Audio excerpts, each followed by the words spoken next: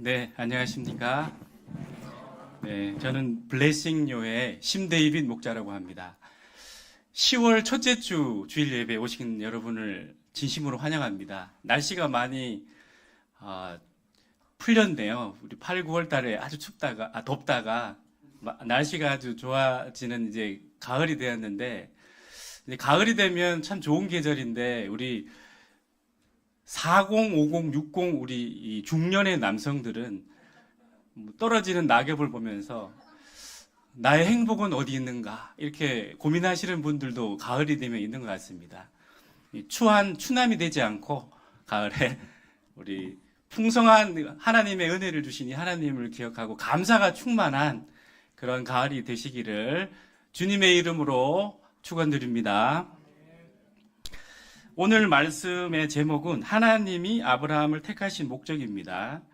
창세기 18장 19장 말씀인데요. 요절 말씀 읽고 제가 잠깐 기도하고 시작하겠습니다. 요절 말씀은 19절 말씀입니다. 18장 19절. 저희가 한 목소리로 읽고 기도하겠습니다. 시작.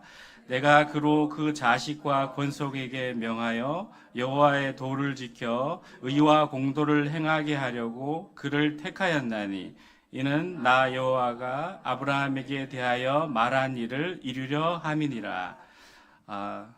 사랑과 은혜의 하나님 아버지, 복된 주일 맞아 거룩하신 주님께 나와 예배드리게 하신 것을 감사드립니다. 참 이 세상이 참으로 어지럽고 혼란스럽습니다. 참 만족과 안식이 없습니다. 저희가 이런 세상 속에서 우리의 눈을 들어서 거룩하신 주님, 주권과 섭리의 주님을 바라보기를 원합니다. 이 시간 주님의 은혜와 진리의 말씀으로 저와 귀한 동역자님들을 위로하시고 강건케 하시며 믿음 위에 굳게 세워주시기를 기도합니다. 부족한 종이 성령님 의지하여서 하나님의 말씀을 잘 나타낼 수 있도록 도와주시옵소서. 예수님의 이름으로 기도합니다. 아멘. 오늘 본문인 18장 19장은 24시간 동안 하루 동안 일어났던 여러 다양한 사건과 이야기들로 구성되어 있습니다. 성경의 여러 주제들을 담고 있기 때문에 요절 말씀을 어떻게 잡느냐에 따라서 메시지의 방향성이 완전히 달라지는 그런 본문이라고 할 수 있겠습니다. 요즘은 이렇게 길고 복잡한 내용의 본문을 이렇게 짧게 요약하는데 우리 AI 툴을 많이 사용하지 않습니까? 챗 GPT나 제미나이 같은 툴을 많이 사용하는데 제가 갑자기 이 메시지를 준비하면서 호기심이 생겼습니다. 과연 이 AI는 창세기 18장 19장을 어떻게 요약할 것인가 많이 궁금해서 제가 한번 이렇게 물어봤습니다. 창세기 18장과 19장의 핵심 단어를 한 단어로 표현하면 어떻게 될까? 이렇게 제가 챗 GPT랑 제미나이한테 물어봤더니 신기하게도 동일한 단어를 제시했습니다. 여러분 혹시 추측이 되십니까? 18장, 19장을 한 단어로만 요약해라 하시면 어지 목자님 지금 챗 GPT 썼습니까? 네, 심판이라고 답을 제시해 줬습니다. AI가 두 개 다 이제 심판이라고 제시해 주셨는데 상당히 일리가 있는 것 같습니다. 왜냐하면 18장은 이제 소돔과 고모라의 심판을 이제 아브라함이 듣고 나서 하나님께 용서를 간구하는 내용이 있고 19장은 소돔과 고모라의 심판과 멸망이 비중 있게 기록되어 있는 점을 생각하면 심판이 오늘 본문의 큰 주제임은 분명하다고 할 수 있겠습니다. 그런데 제가 이제 기도를 하면서 본문을 여러 번 읽고 기도하면서 현재 시점에서 제 자신과 우리 교회를 위해서 주시는 하나님의 말씀이 어떤 것인가요? 이렇게 간구했을 때 성령님께서는 이 AI와는 전혀 다른 단어를 제시해 주시는 것 같았습니다. 그 단어가 어떤 단어냐면 성숙이란 단어입니다. 성숙이란 단어. 조금 더 살을 붙이면 신자와 교회의 내면적 성숙과 성장, 이 부분을 성령님께서 제가 말씀을 읽을 때 좀 터치를 해주시고 이 부분의 은혜를 나누고자 하게 되었습니다. 신자와 교회의 내면적 성숙도는 오늘 본문의 내용으로 판단하면 타인에 대한 섬김과 기도로 나타난다는 것들을 볼 수 있겠습니다. 하나님이 우리를 택하신 목적은 우리 자신과 우리 교회 공동체가 성숙한 내면성을 지닌 하나님의 백성이 되어서 나그네와 작은 자와 같은 이웃을 섬기고 이들을 위하여 기도하는 자들이 되는 것입니다. 이를 오늘 본문에 나오는 단어로 표현하면 여호와의 도를 지켜 의와 공도를 행하는 하나님의 백성이 되게 하는 것입니다. 그리고 오늘 본문은 아브라함의 삶의 모습을 통해서 이런 삶이 구체적으로 어떤 모습인지 모델을 저희에게 보여주고 있습니다. 반대로 19장에서는 롯의 사례를 통해서 우리에게 경각심을 주고 반면교사를 삼도록 해주고 있습니다. 저희가 오늘 말씀을 통해서 하나님께서 우리 자신을 택하신 목적이 무엇인지 새롭게 깨닫고 소돔과 고모라와 방물한 이 죄악된 시대 속에서 이웃을 섬기고 가족들과 성도들을 위해 기도하는 성숙한 내면성을 지닌 하나님의 백성이요 하나님의 공동체로 세워지기를 기도합니다. 1절을 보십시오. 하나님은 두 천사와 함께 아브라함 가정을 직접 방문하셨습니다. 하나님의 방문하신 목적은 이삭의 출생에 대한 기쁜 소식을 전하는 것과 사라의 믿음을 견고히 하는 것, 그리고 아브라함에게 소돔과 고모라의 심판 계획을 알리시는 것, 그리고 아브라함을 하나님께서 택하신 이유에 대해서 다시 한번 강조하시기 위함이었습니다. 특히 오늘 요절인 18절, 19절 말씀에서는 하나님께서 아브라함을 택하신 목적을 잘 말씀하고 계십니다. 저희가 한 번 더 읽어보겠습니다. 18장 18절하고 19절 말씀을 한번 다 같이 읽어보겠습니다. 18절, 19절 말씀. 네, 시작. 아브라함은 강대한 나라가 되고 천하 만민은 그로 말미암아 복을 받게 될 것이 아니냐. 내가 그로 그 자식과 권속에게 명하여 여호와의 도를 지켜 의와 공도를 행하게 하려고 그를 택하였나니 이는 나 여호와가 아브라함에게 대하여 말한 일을 이루려 함이니라. 여기서 하나님은 아브라함이 강대한 나라가 될 것이다 라고 말씀하십니다. 강대한 나라가 무엇인가요? 영어로 A great and mighty nation입니다. 세상에서는 이 강대한 나라를 어떤 나라로 꼽습니까? 1년 군사비가 1000조인 나라가 있습니다. 그래서 우리가 이 나라를 천조국이라고 하는 미국, 이런 나라를 강대국이라고 부르기도 합니다. 세상에서 가장 넓은 영토를 가진 러시아, 가장 인구가 많은 중국이나 인도를 강대한 나라라고 부를 수도 있을 것입니다. 1인당 국민소득이 가장 높은 룩셈부르크, 노르웨이, 스위스 등을 강대한 나라라고 부를 수도 있을 것입니다. 그런데 오늘 본문에서 하나님의 강대한 나라의 기준은 이 세상의 기준과 많이 다른 것을 볼 수 있습니다. 19절에서 하나님은 강대한 나라의 기준을 여호와의 도를 지켜 의와 공도를 행하는 나라라고 설명하고 계십니다. 이 여호와의 도를 지킨다는 것이 조금 추상적인데 우리의 삶의 태도와 방식이 하나님의 방식과 태도를 따라가는 것을 말합니다. 의와 공도라는 것은 영어로 righteousness and justice입니다. 다른 성경 본문에서는 공의와 정의로 번역되는 단어들입니다. 의란 것은 하나님께서 옳다고 하시는 것을 뜻합니다. 공도는 하나님께서 옳다고 하신 것을 삶에서 실제 행하고 순종하는 것을 말합니다. 하나님 보실 때 강대한 나라는 이렇게 하나님이 옳다 하신 것을 바로 알고 그것을 삶 속에서 행하며 순종하는 삶의 방식을 가진 그런 하나님의 백성들의 나라, 그 나라를 하나님은 강대한 나라라고 하십니다. 하나님이 아브라함을 택하신 목적이 바로 아브라함과 그 후손들이 이런 진정한 강대한 나라가 되어 천하 만민이 복을 받도록 하시기 위함입니다. 오늘 본문에서 아브라함의 삶의 방식과 태도를 통해 우리는 여호와의 도를 지켜 의와 공도를 행하는 삶이 어떤 것인가 배울 수 있습니다. 이것은 신앙의 성숙으로 나아가는 삶입니다.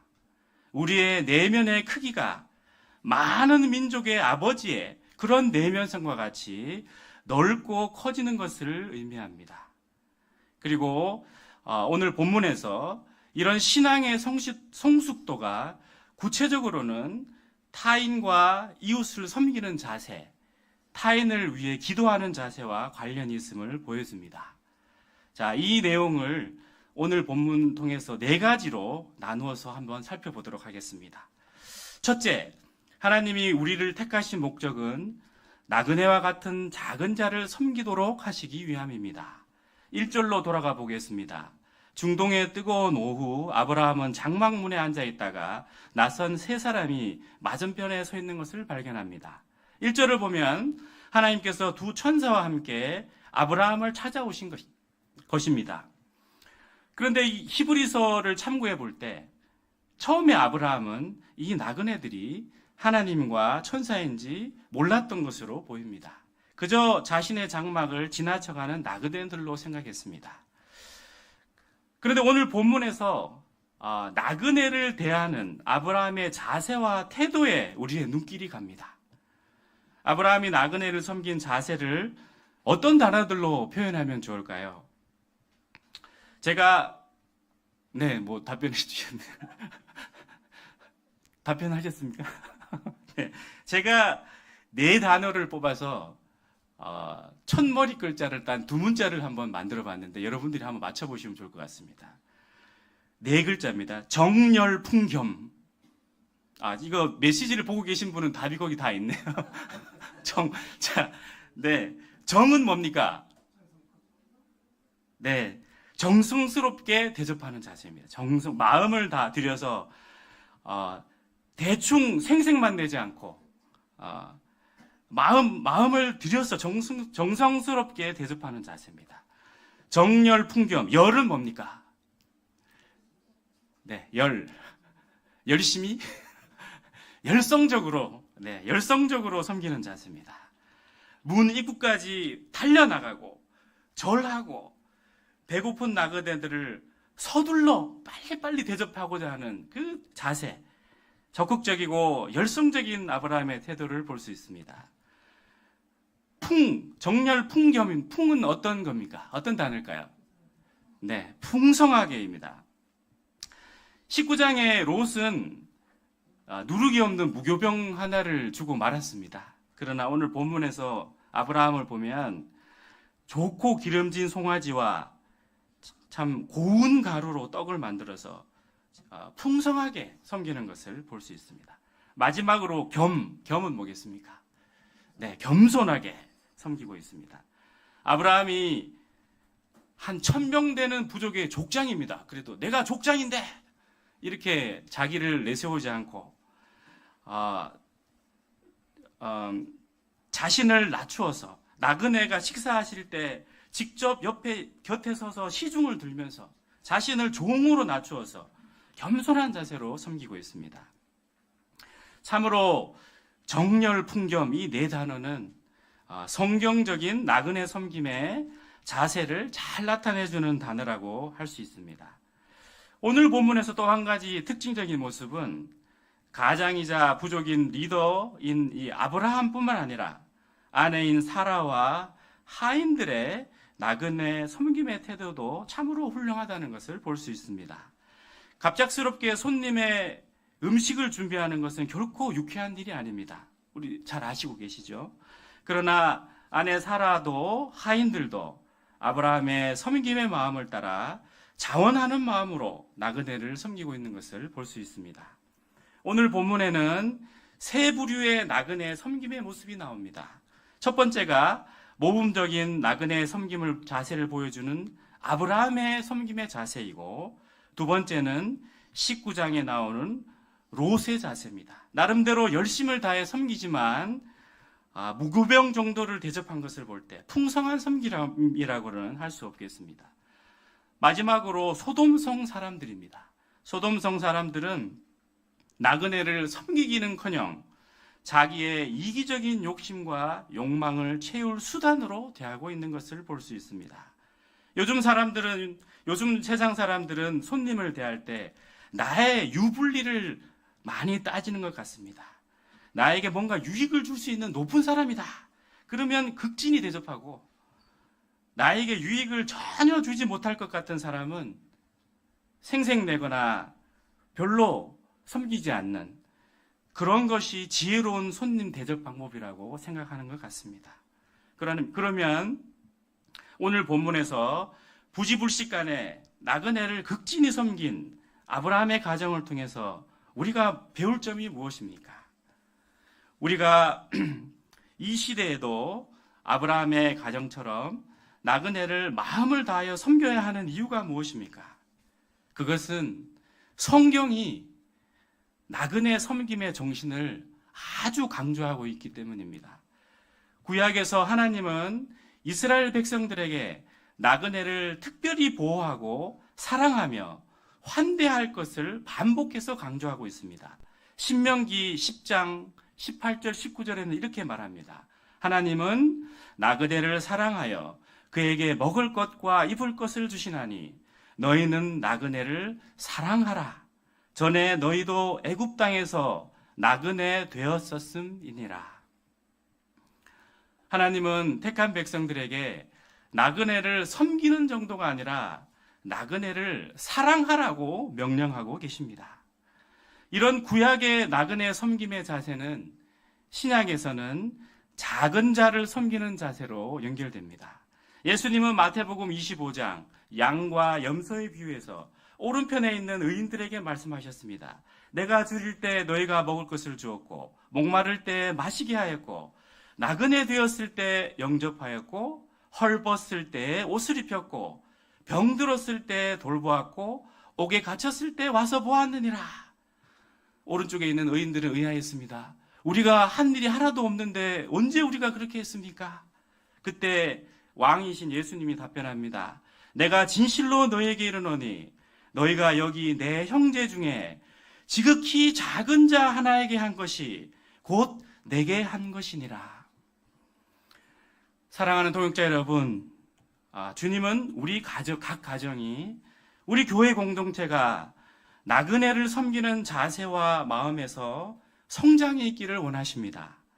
하나님께서 우리에게 부어주신 풍성한 복과 충만한 은혜를 기초로 우리를 찾아오는 나그네와 같은 작은 자들을 오늘 본문의 아브라함의 가정과 같이 정성스럽게, 열성적으로, 풍성하게, 겸손한 자세로 섬기는 아름다운 가정이요, 아름다운 교회 공동체가 되기를 원하십니다.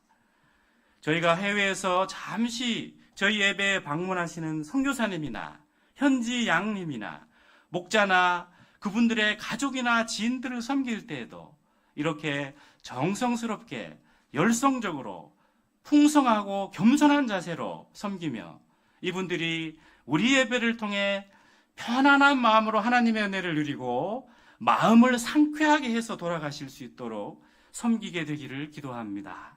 사랑과 은혜의 주님께서 저희 가정과 저희 교회를 이 시대에 나그네와 같은 작은 자를 섬기는데 귀하게 사용해 주시기를 기도합니다.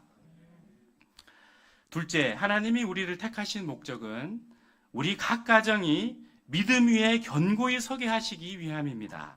9절을 보십시오. 아브라함의 극진한 대접을 받으신 하나님과 천사들은 아브라함에게 갑자기 아내 사라가 어디 있는지 물으십니다. 그리고 나서 내년 이맘때 사라에게 아들이 있을 것이라는 기쁜 소식을 전해주셨습니다. 하나님께서 약속을 주신 후 24년 만에 드디어 그 약속의 성취를 앞두고 있는 것입니다. 그런데 사라의 반응이 어떻습니까? 속으로 웃지만 제 웃음이 참으로 냉소적입니다. 주님, 제 남편은 99세요. 저는 89세에 생리도 이미 끊어졌습니다. 하나님, 그것이 무엇을 의미하는지 주님 아시잖아요. 그런 즐거움은 제게 더 이상 있을 수 없어요. 저는 이미 단념했으니 그런 말씀 하지 마세요. 이런 의미입니다.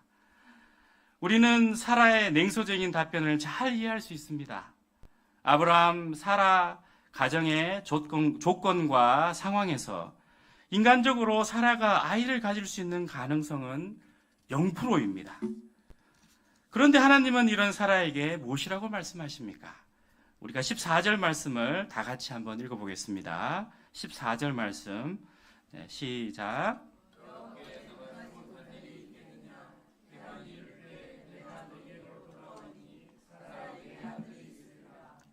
네, 감사합니다. 여호와께 능하지 못한 일이 있겠느냐? 이 말씀은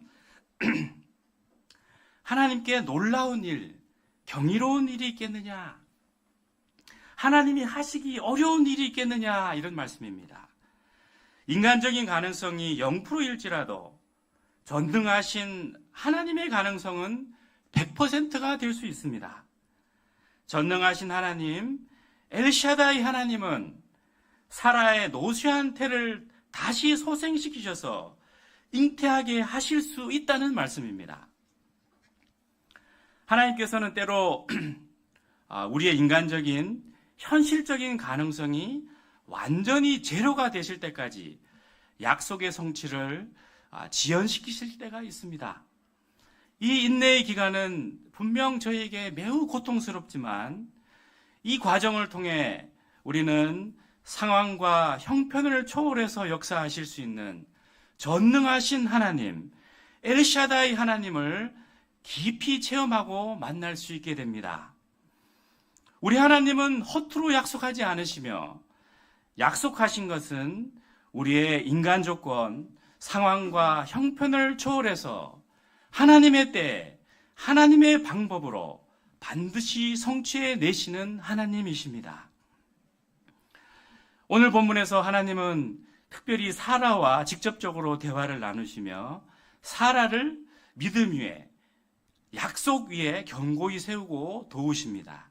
이를 통해 아브라함, 사라의 가정이 전능하신 하나님을 믿는 동일한 믿음을 가진 그 믿음 위에 서게 하십니다. 사랑하는 동역자 여러분, 하나님은 왜 우리 믿음의 가정들이 여러 다양한 문제 속에 있게 하실까요? 왜 하나님의 약속의 성취는 때때로 이렇게 더딜까요? 바로 우리 각 가정이 우리 인간 조건을 넘어 상황과 형편을 넘어 우리가 믿는 하나님이 얼마나 선하시며 얼마나 크시고 얼마나 전능하신 분인지 깊이 알기 원하시고 그 믿음 위에 견고히 서기를 원하시기 때문입니다. 이를 위해 우리 하나님은 남편과 아내가 동일한 믿음을 가지고 함께 믿음의 순례를 걸어가도록 각 사람을 인격적으로 도우십니다. 실제 사라는 오늘 사건을 통해서 히브리서 11장 11절을 기초해 볼 때 하나님께서 이 약속하신 하나님이 참으로 미쁘신 분이란 것을 깊이 체험하였습니다. 사랑과 은혜의 주님께서 저희 교회 각 가정들도 여러 가정의 어려움들을 통해 이 미쁘신 하나님, 신실하신 하나님을 만나게 되기를 기도합니다. 각 가정이 전능하신 하나님을 믿는 믿음 위에 견고히 서게 되기를 기도합니다. 셋째로 하나님이 우리를 택하신 목적은 멸망의 도성에 있는 의인을 위해 기도하는 성숙한 하나님의 종들이 되게 하시기 위함입니다. 20절을 보십시오. 하나님은 아브라함에게 소돔과 고모라에 대한 부르짖음이 크고 그 죄악이 심히 무겁다고 하시며 소돔과 고모라의 심판 계획을 알려주셨습니다. 그러면 하나님으로부터 이 심판 계획을 전해들은 아브라함의 반응이 어떠합니까?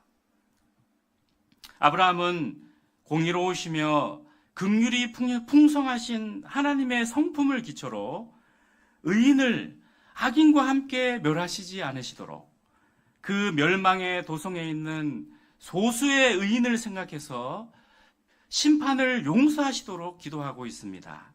처음에는 50명의 의인의 조건에서 점차 기도의 씨름을 통해서 10명까지 그 조건을 낮추었습니다. 아브라함이 이렇게 간절하게 소돔과 고모라를 위해 중보기도하는 이유가 무엇입니까? 1차적으로 소돔에 있는 조카 롯과 그 가족의 생사가 걱정이 되었기 때문입니다.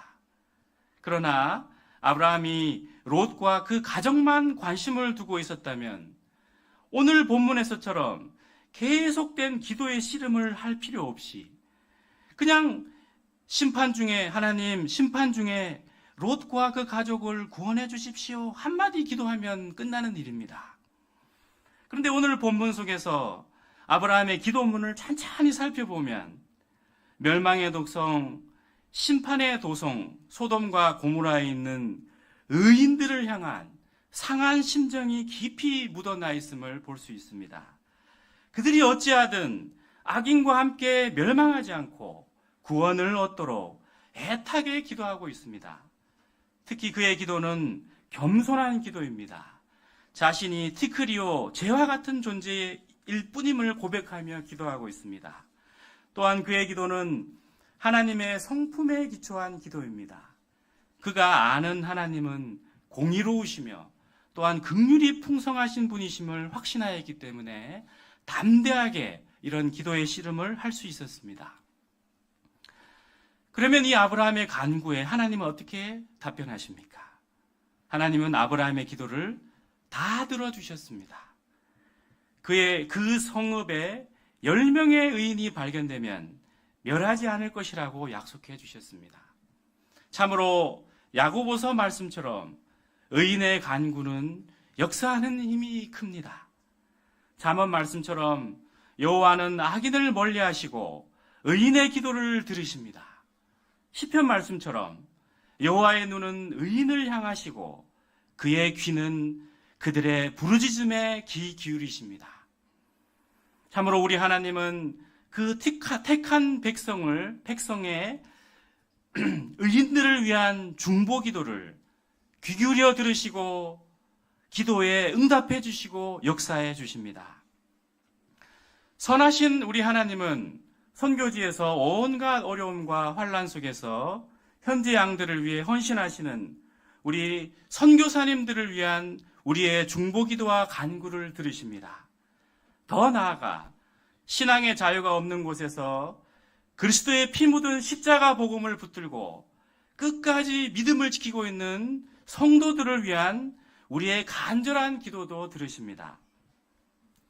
국제 오픈도어 선교회라는 곳이 있습니다. 2025년 1월 기준으로 전 세계에 기독교 신앙을 이유로 높은 수준의 박해를 받고 있는 나라가 무려 78개국과 이 박해받는 인구는 3억 8천 명이라고 발표했습니다. 이 중 13개 국가는 그 박해 정도가 매우 극심한 나라들로 들이며 전 세계에서 기독교 박해가 가장 극심한 나라는 바로 우리하고 가까운 북한이라고 밝혔습니다. 그리고 북한 내 성도 수가 약 40만 명으로 추정된다고 발표했고 그 상당수가 지하교회 신자들이라고 말했습니다. 이분들은 제대로 된 성경책을 가지는 것, 마음 놓고 찬송가를 한번 불러보는 것이 평생의 소원이라고 말하고 있습니다. 우리가 우리의 파송 선교사님들을 위해 기도할 뿐 아니라 마음을 넓혀서 기독교 신앙의 박해가 극심한 국가들의 성도와 사역자들을 위해 오늘 본문의 아브라함의 심정으로 기도에 동참할 수 있으면 좋겠습니다. 그 땅의 의인인 성도들을 지켜주시도록 그 땅 가운데 복음의 문이 열리고 신앙의 자유가 임하도록 중보기도하는 마음 부어주시기를 기도합니다. 저는 본문의 소돔과 고모라의 조카 롯과 그 성읍의 의인들을 위해 기도한 아브라함을 생각하면서 우리 교회의 영적인 방향이 생각났습니다. 여러분 왼쪽에 보시면 저희가 우리 교회 경의문의 방향이라고 나와 있습니다. 한 영혼을 말씀으로 깊이 돕자. 세계를 품고 기도하자. 이것이 우리 교회가 잡은 모토 중에 하나입니다. 그런데 오늘 우리 교회의 이 방향들을 생각할 때 오늘 본문 아브라함의 이 기도와 참 연결이 잘 된다 이 생각을 했습니다. 우리 교회의 방향이 하나님이 우리를 택하신 목적, 의와 공도를 행하는 삶에 참 잘 부합되는 것이구나 이렇게 생각했습니다. 공의와 긍휼이 풍성하신 하나님께서 우리 각자와 우리 교회가 계속해서 세계를 품고 기도하며 특히 박해받는 성도들을 함께 중보하며 아브라함과 같이 한 영혼을 위해 기도의 씨름을 하는 하나님의 종들로 세워주시기를 기도합니다. 그런데 여기서 한 가지 질문이 생깁니다. 아브라함은 우리가 지금 이전 말씀을 배울 때 참 이렇게 수준이 높지 않았던 것 같습니다. 애굽에서는 자기 살려고 아내를 위험에 빠뜨리고 창세기 15장에서는 후사를 주지 않는다고 하나님께 날카롭게 원망을 하던 자기와 자기 후사만 생각하던 자였습니다. 그런데 어떻게 갑자기 오늘 본문에서 이 내면의 스케일이 두세 배가 아니라 수십 배 이렇게 꽁충 성장한 걸까요? 그 비결이 무엇일까요? 신앙의 성장과 성숙은 늘 우리가 간절히 바라지만 또 한편으론 우리를 항상 좌절하게 하는 것 같습니다. 예전에 한 목자님은 우연히 자신의 20년 전 소감을 읽다가 깊은 절망에 빠진 적이 있다고 고백했습니다. 20년 전 걸려 넘어졌던 자신의 연약함과 죄악됨이 20년이 지난 현재도 그대로 반복되고 있었기 때문입니다. 20년의 신앙생활 동안 나는 변한 것이 무엇인가? 나의 신앙은 왜 정체됐는가? 이런 것들을 생각하면서 신앙생활에 대한 깊은 회의가 몰려왔다고 고백하였습니다. 요즘 사람들이 많이 하는 말이 있습니다. 사람의 성장과 변화와 관련해서 사람들이 많이 하는 말이 있습니다. 제가 TV 프로그램을 거의 보지 않는데 가끔 전지적 참견 시점이라는 연애 상담 프로그램을 본 적이 있는데 여기 패널로 나온 서장훈 씨가 자주 하는 말이 있습니다. 사람 고쳐 쓰는 것 아닙니다. 당장 헤어지세요. 네, 이 말을 계속 합니다. 사람 고쳐 쓰는 거 아닙니다. 그 사람의 보니까 싹수가 놀았습니다. 빨리 헤어지세요. 이렇게 얘기합니다. 제가 볼 때 자기 일 아니라고 남의 연애사를 너무 쉽게 조언하는 것 아닌가 이런 생각도 들지만 현실적으로 사람이 잘 안 바뀝니다. 사람이 바뀌면 죽을 때가 됐다 이런 말도 있습니다. 자, 그런데 오늘 본문 아브라함의 사례를 보면 하나님은 사람을 고쳐 쓰십니다. 간장중지와 같은 작은 내면성을 가진 사람을 하나님의 마음을 품고 기도하는 큰 내면성, 성숙한 내면성의 사람으로 변화시키십니다.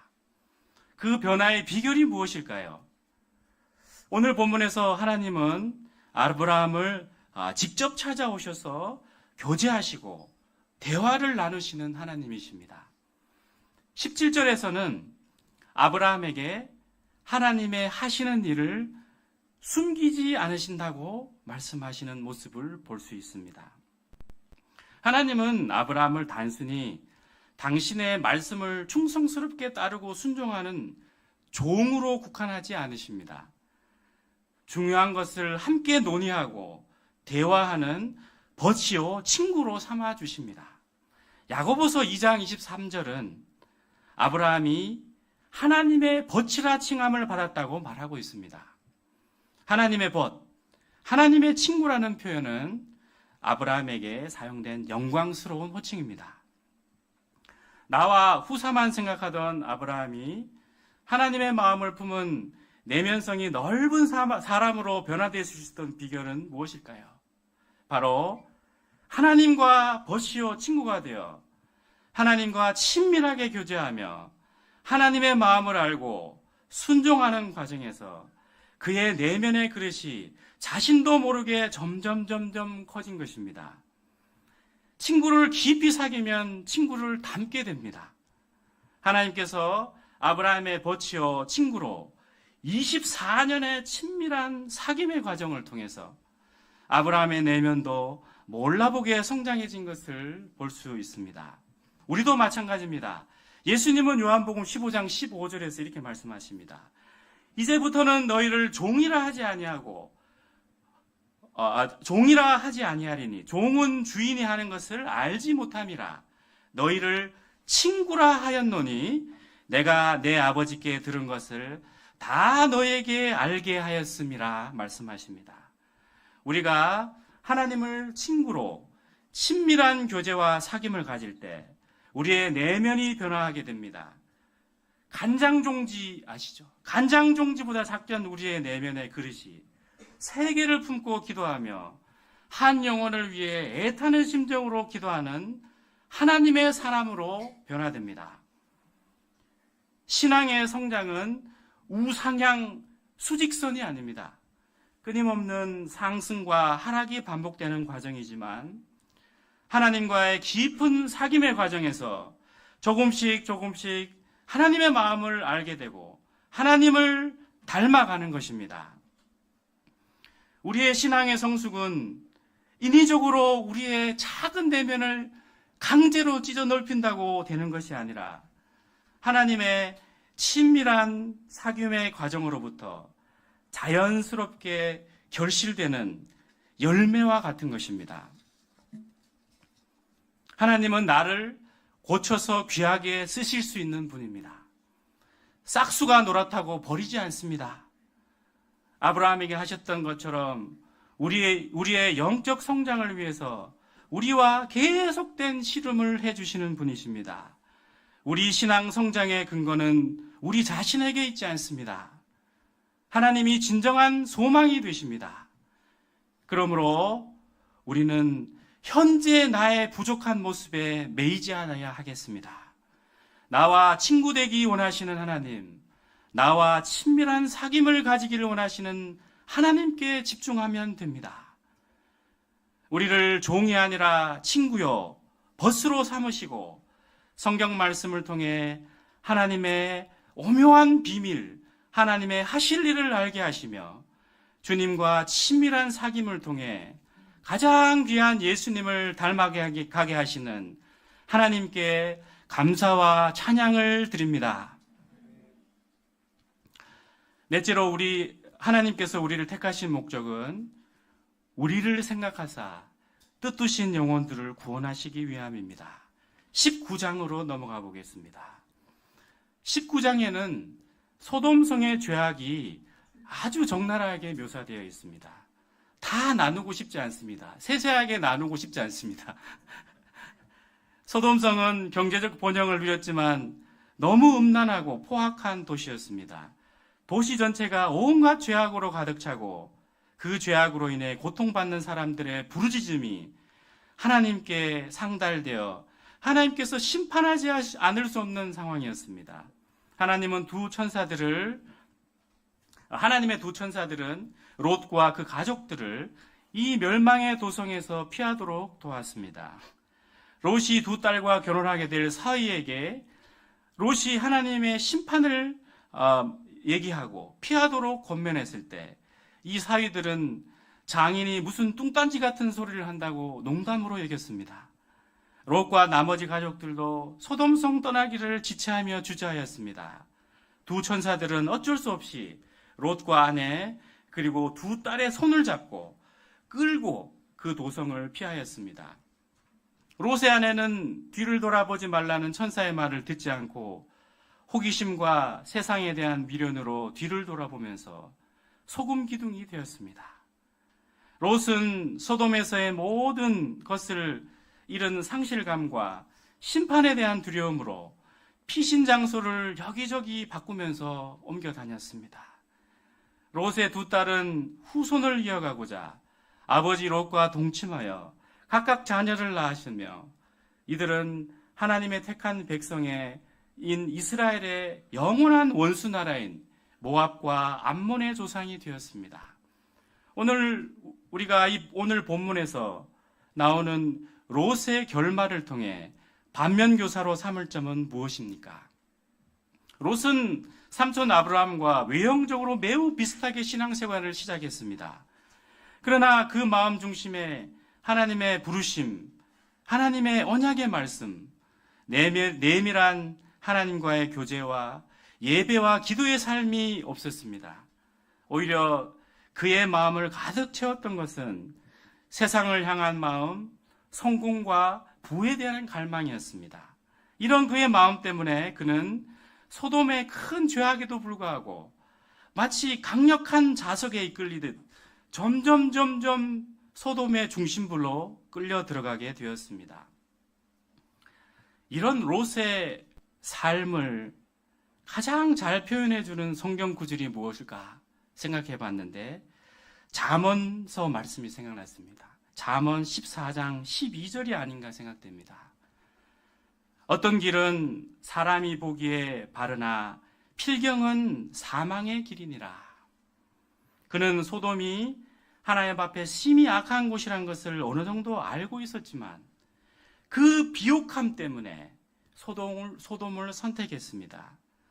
그는 스스로가 지혜롭고 가장 합리적이며 성공으로 가는 길을 선택했다고 생각했습니다. 그러나 하나님의 뜻을 따르지 않은 인간의 모든 좋아 보이는 시도는 일시적으로 성공하는 것처럼 보일 수 있어도 결국 멸망과 파멸이라는 비극적 결과를 낳게 됩니다. 롯의 삶, 롯의 선택이 특별히 이 시대 청년들에게 주는 교훈이 무엇일까요?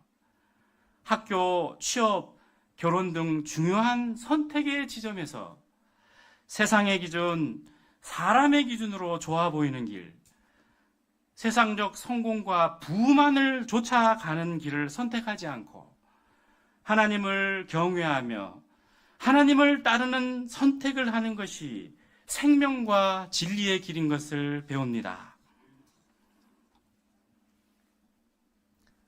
그런데 어찌되었든 롯이 이 멸망의 도성인 소돔성을 떠나 구원을 받을 수 있게 된 이유가 무엇입니까? 29절 말씀을 다 같이 읽어보겠습니다. 29절. 네, 29절입니다. 시작. 하나님이 그 지역의 성을 멸하실 때, 곧 롯이 거주하는 성을 엎으실 때, 하나님이 아브라함을 생각하사 롯을 그 엎으시는 중에서 내보내셨더라. 하나님은 심판의 때 아브라함을 생각하셨습니다. 아브라함이 한 롯을 위하여 드린 기도, 아브라함의 롯을 향한 애절한 마음과 그 애틋함을 기억하셨습니다. 아브라함에게 롯은 아들과 같은 존재였습니다. 또한 아브라함에게 롯은 늘 아픈 손가락과 같았습니다. 그는 롯이 믿음의 길에서 떠나 세상을 향해 달려가는 모습을 볼 때마다 마음에 큰 고통을 받았을 것입니다. 간절히 기도하지만 하나님께 전혀 관심을 두지 않는 롯의 모습을 볼 때 깊은 무력감과 좌절감이 몰려왔을 것입니다. 이런 마음을 우리는 때때로 우리의 자녀들, 우리가 섬기는 양들을 통해서 느낄 때가 있습니다. 그런데 본문의 29절 말씀에는 하나님이 아브라함을 생각하사 롯을 그 엎으시는 중에서 내보내셨더라고 말씀하고 있습니다. 하나님은 아브라함을 생각하셨습니다. 아브라함의 롯을 위한 기도, 롯을 향한 애끓는 마음을 기억하시고 롯이 심판을 피할 수 있도록 도와주셨습니다.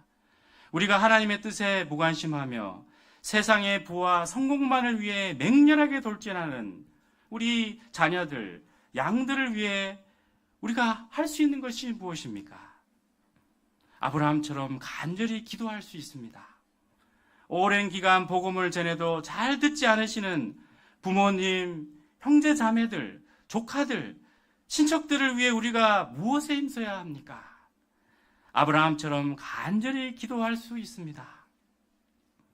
우리 교회는 이미 기도를 들으시고 가존 구원 역사를 흥왕하게 이루어 주신 많은 사례들이 있습니다.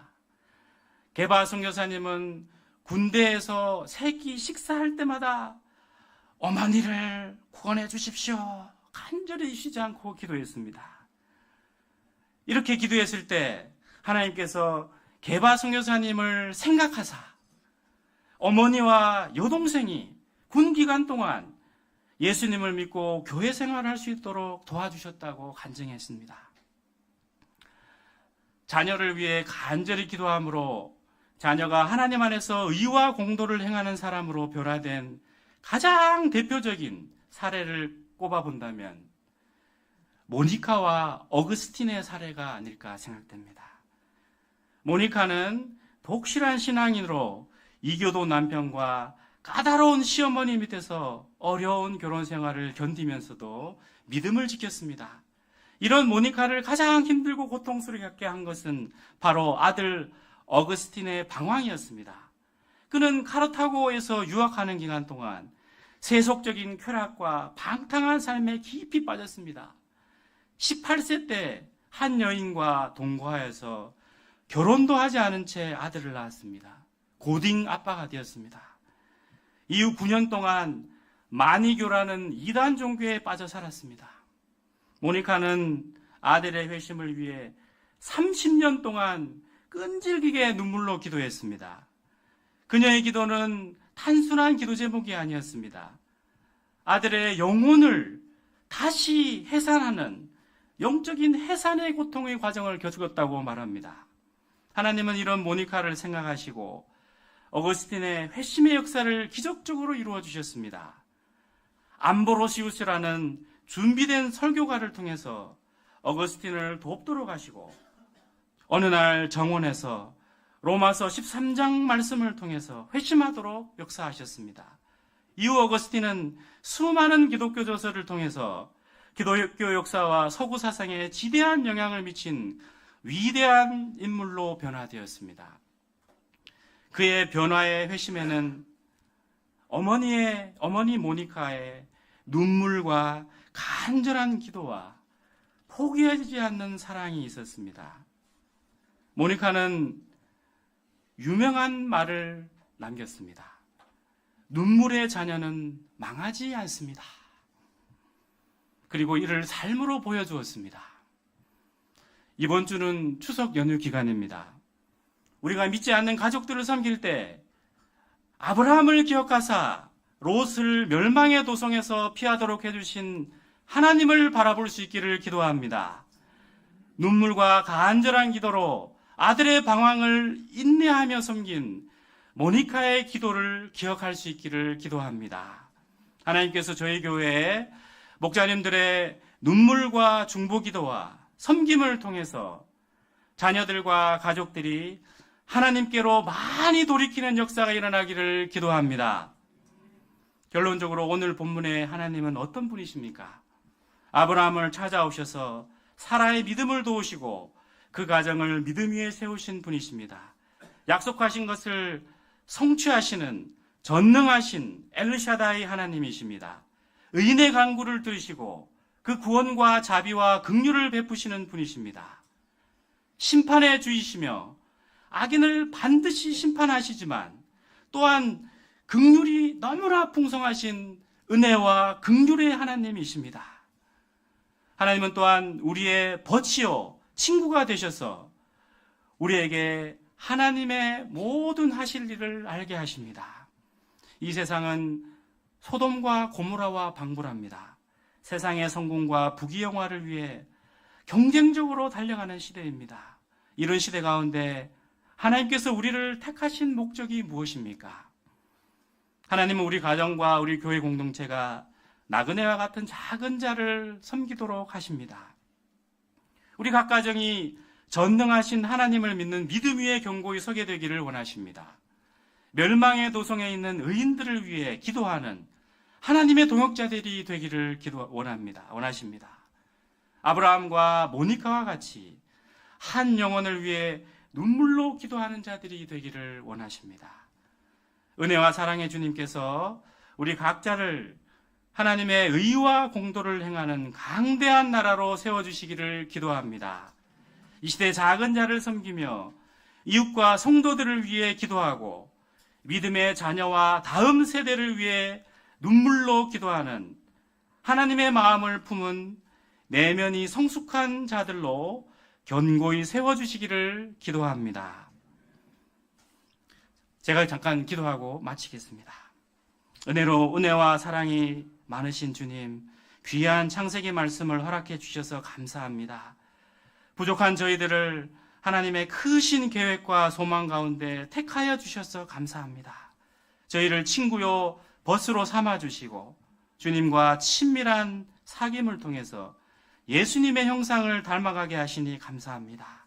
주님, 저희 각자와 저희 교회 공동체가 이 시대 나그네와 같은 작은 자를 섬기며 세계를 품고 기도하고 한 영혼을 깊이 돕는 귀한 사명을 잘 감당하도록 축복해 주시고 인도해 주시기를 기도합니다.